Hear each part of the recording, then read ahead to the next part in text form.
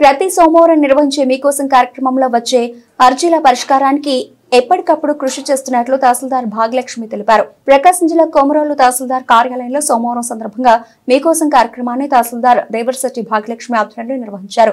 ఈ కార్యక్రమంలో ప్రజల వద్ద నుంచి అర్జీలను స్వీకరించారు. ఇందులో 5 అర్జీలు వచ్చినట్లు తహసీల్దార్ భాగ్యలక్ష్మి తెలిపారు. కార్యక్రమానికి మండలంలో అనేక మంది అధికారులు పాల్గొన్నారు. సందర్భంగా తహసీల్దార్ భాగ్యలక్ష్మి మాట్లాడుతూ ప్రతి సోమవారం నిర్వహించే మీకోసం కార్యక్రమానికి వస్తున్న అర్జీలను ఎప్పటికప్పుడు పరిష్కారం అయ్యే దిశగా వీఆర్ఓలతో సమావేశాలు నిర్వహించి కృషి చేస్తున్నామని, పరిష్కారం కాలేని వాటిపై పై అధికారుల దృష్టికి తీసుకెళ్లి వాటిని కూడా త్వరలో పరిష్కరించే మార్గాలు కూడా చూస్తున్నామని అన్నారు.